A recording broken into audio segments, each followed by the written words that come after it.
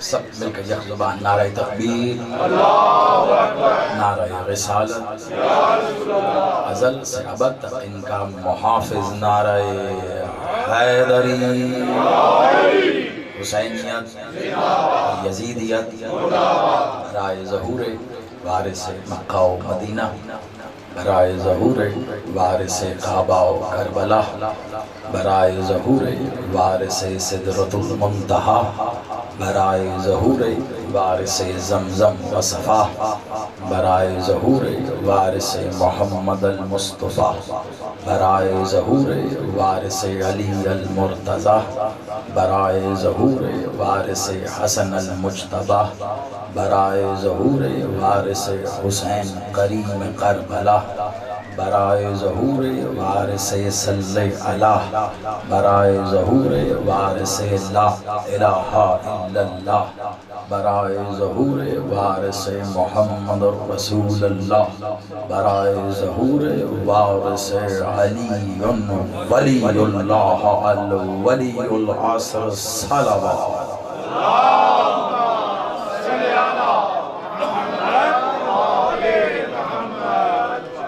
سلامت رہیے، آباد رہیے، دعا گو میرا مالک آپ سب کا اس صفحہ ازاں پہ چل کے آنا قبول و منظور فرمائے۔ جتنے قدم چل کر اب مالک کے ظاہری ذکر کی ظاہری زینت بنے، میرا مالک آپ کو اتنا ہی مزید قرب عطا فرمائے۔ بانیان مجلس اعزا، خادمین صف اعزا، جس خلوص، جس محبت، عقیدت اور عبادت کی نیت سے اس صف اعزا بچھائی، دعا کرتے ہیں پاک بی بی اپنے حق کا صدقہ ان کی بچھائی گئی اس صف اعزا کو اپنی بارگاہ میں قبول و منظور فرمائے، اور اس کا جو بہترین اجر یہ چاہتے ہیں پاک بی بی اپنے ید کل خیر سے عطا فرمائے۔ کوئی نہ کوئی دعا آپ سب کے دلوں میں بھی ضرور ہوگی۔ جیسا پر محترم گزشتہ مجلس جو مبشر بھائی کے ہاں شب اربعین تھی، اس کا حوالہ دیتے ہوئے کہا تو میں اسی مجلس سے ایک جملہ مستعار لے کر کوشش کرتا ہوں کہ مطابقت جڑ جائے۔ اپنی دعاؤں کو یہ سوچ کر مجلس حسین میں لے آیا کریں کہ جو دعائیں نماز کے مصلی پر بھی قبول ہونے سے رہ جائیں وہ حسین کے مصلی پہ قبول ہو جاتی ہیں۔ اللہ کا اور حسین کا معاملہ ایسا ہے، 1400 سال کچھ بھی نہیں، ازل سے ابد تک کا فاصلہ بھی بہت کم ہے۔ اگر سمجھنا چاہیں تو لمحہ زندگیوں سے بڑھ جاتا ہے، نہ سمجھیں تو صدیاں بھی لمحوں سے گھٹ جاتی ہیں۔ ایک جملے میں اگر اللہ اور حسین کے معاملے کو آپ کے سامنے رکھوں تو یقین مانیے زمانہ یہ سمجھنے سے قاصر ہے، مگر حقیقت یہی ہے۔ آپ اللہ سے مانگیں حسین عطا کرتا ہے، آپ حسین سے مانگیں اللہ عطا کرتا ہے۔ آپ سلامت رہیے، آپ آباد رہیے۔ علی شہنشاہ، حسین بادشاہ، علی شہنشاہ، حسین بادشاہ، آباد رہیے۔ یہ صرف فقط ایک نعرہ نہیں، یہ عقیدوں کو پھرو دیا گیا ہے۔ بہرحال جو احباب پچھلی نشست میں موجود تھے یقیناً جانتے کہ کوشش کی تھی وقت کو ملحوظ خاطر رکھتے ہوئے اثر کی، کچھ مالک کے فرامین کے مطابق تفسیر کر سکے، لیکن اس میں ایک خاص موضوع تھا پیر صاحب کی طرف سے جو حکم تھا، اس میں جو عمل صالح ہے ہم نے اس کو جاننے کی کوشش کی، اور آج کے لیے بھی پیر صاحب نے جو بہت ہی خوبصورت انداز میں بہت ہی خوبصورت اور منفرد عنوان جو ہے وہ میری ذمہ داری لگائی ہے، ان کا حکم ہے، کوشش کروں گا وقت پہ نظر رکھتے ہوئے اس کو خاطر خواہ انداز میں پورا کر سکیں، اور وہ ہے کربلا میں میرے بادشاہ، میرے مولا سرکار مولا حسین بادشاہ، مولا ابوالفضل اور باقی دیگر جو بنو ہاشم شہدائے کربلا ہیں، ان کی طرف سے جو جنگ کی گئی ہے تو اس جنگ کے چند منظر پیر صاحب چاہ رہے ہیں کہ وہ آج کی اس مجلس کا فضائل کے ضمن میں اس کا احاطہ کیا جا سکے کہ اہل بیت اطہار نے کربلا میں جو جنگ کی ہے وہ کس انداز میں کی. تو عنوان بہت وسیع، کم از کم عشرے کا حامل ہے، لیکن کوشش کروں گا کہ کم از کم ایک ایک ذات ذی وقار کا ایک ایک حملہ تو آپ کے گوش گزار کر سکوں میں. یہ عنوان اپنے اندر ظاہری بات ہے جوش اور ایک بلبلہ رکھتا ہے. یہ لفظ نہیں ہے، یہ جذبات ہوتے ہیں، یہ خیالات نہیں ہوتے، یہ کچھ ایک روش ہوتی ہے جو خون میں دوڑنا شروع کرتی ہے. ایک جملے سے آغاز کرنا آپ کی سماعتوں پر یقین رکھتے ہوئے. سرکار عباس بادشاہ کے لیے مولا علی نے ایک جملہ کہا تھا صفین کے میدان میں. اسی کو میں سرنامہ کلام بناتے ہوئے آپ کے گوش گزار کر رہا ہوں. جملہ مولا علی کا ہے، مولا عباس کے لیے، اور شجاعت پر حامل ہے یہ جملہ. تو اب آپ سوچ سکتے ہیں کہ شجاعت کے کو پالنے والے کو علی کہتے ہیں. آپ سلام علیکم. شجاعت کو پالنے والے کو علی کہتے ہیں اور شجاعت کی جوانی کو عباس کہتے ہیں. آپ سلامت رہیے، آپ آباد رہیے. تو جب شجاعت کی بات ہو اور علی بادشاہ کچھ کہیں اور وہ بھی مولا عباس کے لیے کہیں تو وہ کیا جملہ ہو سکتا ہے، جبکہ علی اس سے پہلے اپنے اصحاب میں کئی لوگ ایسے ہیں جن کے لیے بہت کچھ کہہ چکے، لیکن جب بات آئی نا عباس کی تو کچھ لوگوں نے سوال کیا کہ آپ عباس کو جنگ کے لیے آمادہ نہیں کرتے، آپ عباس کو کیوں نہیں بھیجتے میدان جنگ میں؟ تو بادشاہ مولا علی نے وہ راتیں کہ جب جنگ ہوتی رہی جب تیار کر کے بھیجا، اس سے ایک دن پہلے کسی کے کہنے پر سرکار عباس کو بلایا اور اپنے برابر کھڑا کیا.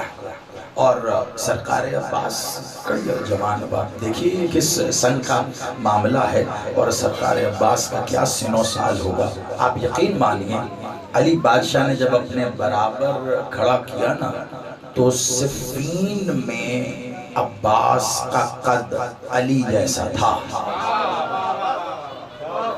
تو اب یہ ایک عطا ہے جو آپ کے گوش گزار کر رہا ہوں.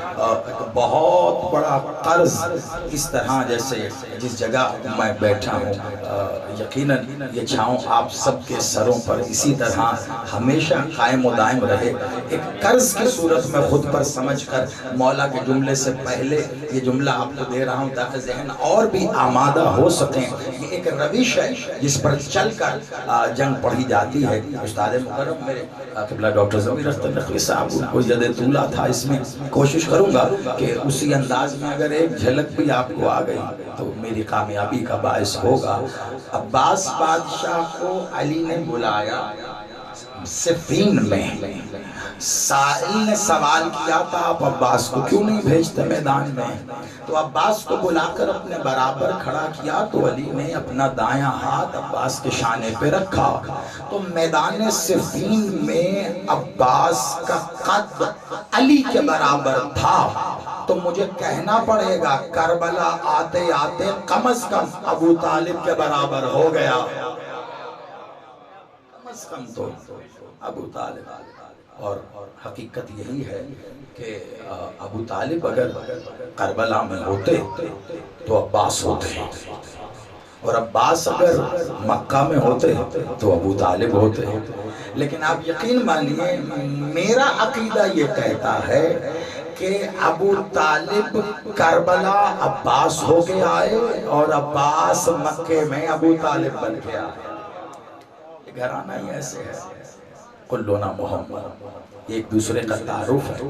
علی بادشاہ نے شانے پہ ہاتھ رکھ کے اس سائل کی طرف دیکھا اور ایک طائرانہ نظر بادشاہ نے پورے لشکر پہ ڈالی اور کہا سنو اور یاد رکھو، تم مجھ سے پوچھتے ہو کہ عباس کو میں جنگ کے لیے آمادہ کیوں نہیں کرتا؟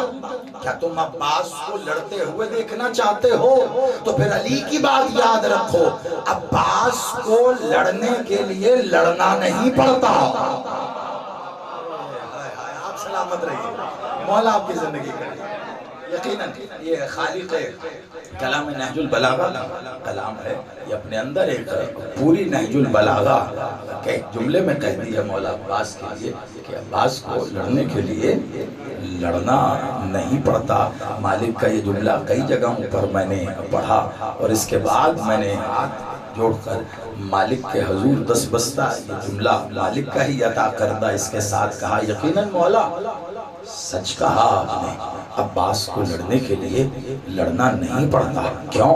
کیونکہ عباس اگر نیت کر لینا تو دشمنوں کے جنازے ہو جائیں۔ آپ سلامت رہیے، مولا اس مسکراہٹ کو صدا قائم رکھے۔ آپ عباس صرف فقط نیت کر لے، فقط نیت کر لے۔ شب عاشور سرکار ابوالفضل عباس جب مولا خطبہ دے کر حسین بادشاہ خیمے سے تشریف لے گئے تو کسی نے آ کر خیمے میں کہا مولا وہ جو خیمے کی پشت پہ ہم نے خندق کھود رکھی ہے اس کے پرے دشمن کی فوج کا ایک سپاہی جاسوسی کر رہا ہے۔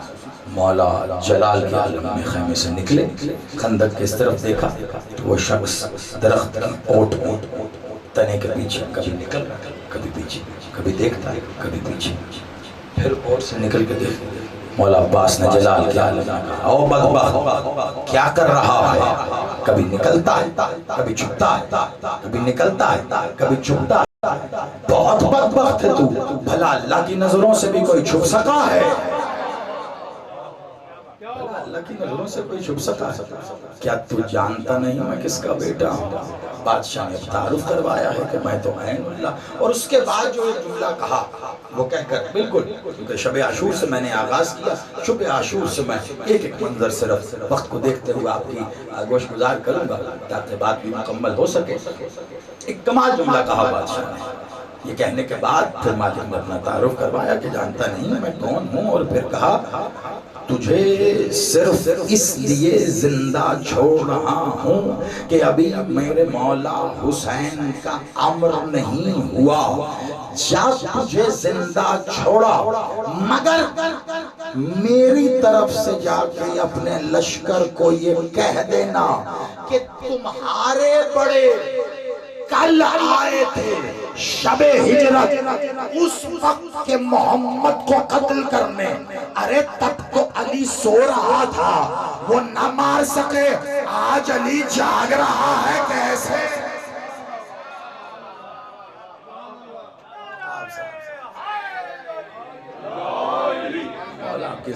بسم اللہ مالک آپ کے گھروں کے چراغ ولایت سے صدا روشن رہے۔ کتب علی کو محمد نے کہا سو جا، تو سو گئے۔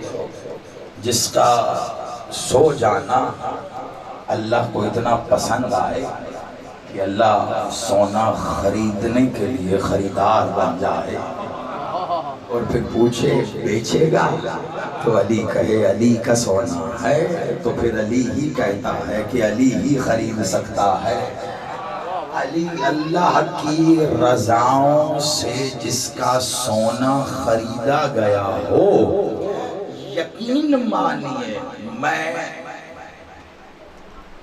کروڑہا سال پڑھتا بھی رہوں اور پھر مجھے کوئی کہے حاصل کیا، تو یقین مانیے یہ دو جملے مالک کی عطا، مولا علی مالک حسین، جیسے کہ میں نے کہا ان گنت برس، تو پھر میں وقت کو کیا سمیٹ کر کہوں کہ یہ کس وقت سے کس وقت تک کے لیے، اس طرح کی بات صرف عطا مولا ہے، اور وہ عطا سے آپ کی جھولیوں میں عطا کی صورت ہی رکھ رہا ہوں آپ ہی کے لیے۔ آپ جانے میرا بادشاہ جانے، مولا علی کو مولا محمد نے کہا سو جاؤ، علی سو لیٹ جاؤ، سو جاؤ، سو کوئی کسی کے کہنے پہ سو نہیں سکتا. نیند آئے تو آئے، لیٹنے سے کوئی سو نہیں جاتا. مولا محمد نے کہا سو جاؤ، علی سو گئے. وہ جن سے جیتے جی محمد کی اطاعت نہ ہو وہ اور ہے، اور جو محمد کے کہنے پہ سو کے بھی اطاعت کرے وہ علی اور ہے. ایک علی سوئے اور ایک حسین نے سجدہ کیا. علی سوئے اور حسین نے سجدہ. میں نہیں جانتا اہل بیت کا تعارف کوئی کروائے تو کروائے کیسے. علی وہ ہے جس نے سو کر اسے حی و قیوم کیا، حسین نے سجدہ کر کے اسے مسجود کیا. آپ کیسے ختم الانبیاء صلوات.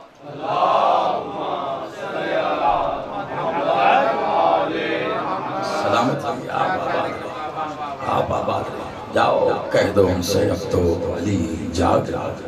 آرائش کی ہے بادشاہ، سپہ سالار جنگ کرواتا ہے. یہ بات یاد رکھیے گا، امیر لشکر میرے بادشاہ مولا حسین ہیں، لیکن سپہ سالار مولا عباس ہیں. آپ دیکھیے علم اسلام کا سرکار ختمی مرتبت نے اپنے ہاتھوں سے بنا کر سرکار امیر حمزہ کو عطا کیا.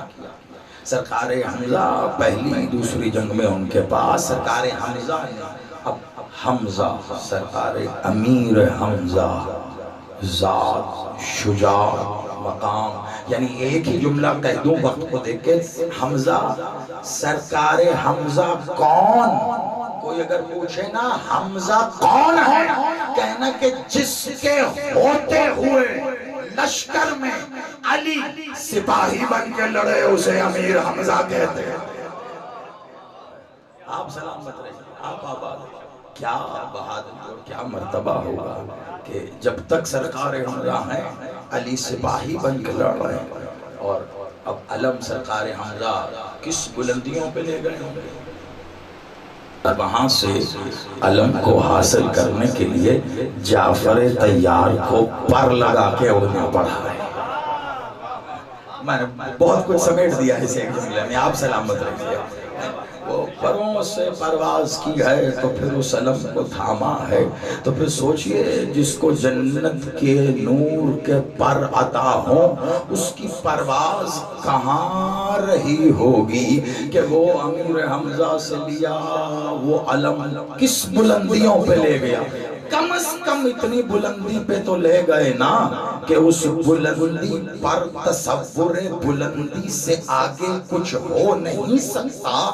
تو اسی لیے جس کے نام کے معنی ہی بلند تھے اس علی نے وہاں سے لیا، اس علی نے لیا وہاں سے سرکار امیر حمزہ. اب جو ہے ہی علی،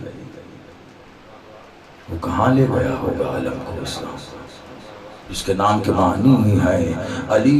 ایسی بلندی جس سے آگے تصور بلندی ختم ہو جائے.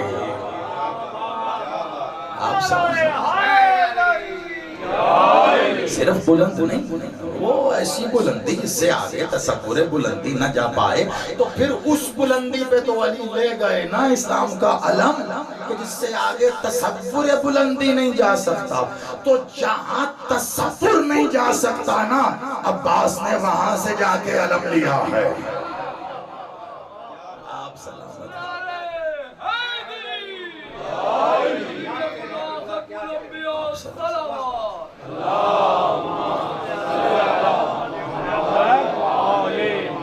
اور ایسا تھاما ہے عباس نے علم.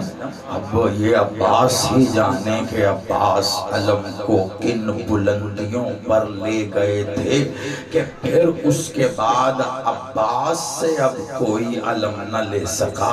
اب وہ آنے والا جو کہ آنے والا ہے میرے بادشاہ عسکری کا چاند جو طلوع ہونے والا ہے انشاءاللہ بہت سے بھی زیادہ جلد ایک منظر تو اس فوج کا بھی ایسا ہے کہ امیر حمزہ بھی ہوں گے، جعفر طیار بھی ہوں گے، اور جب منظر بتایا گیا کہ جب کتنا شدید حملہ ہوگا کہ بادشاہ کی جو فوج ہے وہ پچھلے قدموں پلٹے گی، تو سپاہیوں کے پیروں کی ایڑیاں جب فرات کے پانی سے لگیں گی تو ایک بار نجف کی زمین ہلنا شروع ہوگی اور مولا علی کی قبر شگافتہ ہوگی۔ ابو تراب اپنے بالوں سے تراب جھاڑتے ہوئے اٹھ کے کھڑے ہوں گے، ہاتھ میں ذوالفقار ہوگی اور کہیں گے بیٹا مہدی گھبرانا نہیں ہے، اور یہ کہہ کے حملہ کریں گے۔ ہر طرف یہی آواز علی آ گئے، فوج میں ایک نئی جان، ہر ایک دوسرے سے پوچھے گا کیا علی سالار بن کے آئے، کیا علی سالار بن کے آئے، کیا ہمیں اپنا سپاہ سالار مل گیا؟